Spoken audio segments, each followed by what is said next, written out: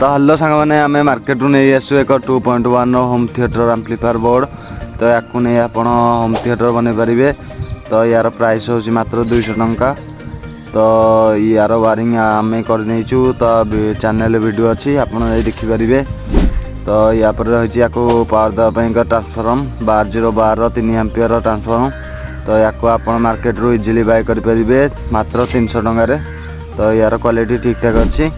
तो या पर हूँ एक सीनियर साउंड 4 इंच सब ऊपर। यार पैडिंग बहुत बढ़िया अच्छी।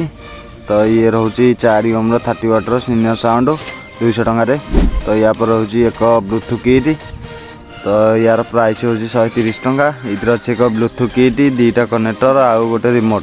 तो या नहीं आम एक होम थिएटर बनइबू। तो यार वीडियो बहुत जल्दी आसो। तो आप चैनल को सब्सक्राइब एंड वीडियो को लाइक कर रखु। तो रोचे जय हिंद जय भारत।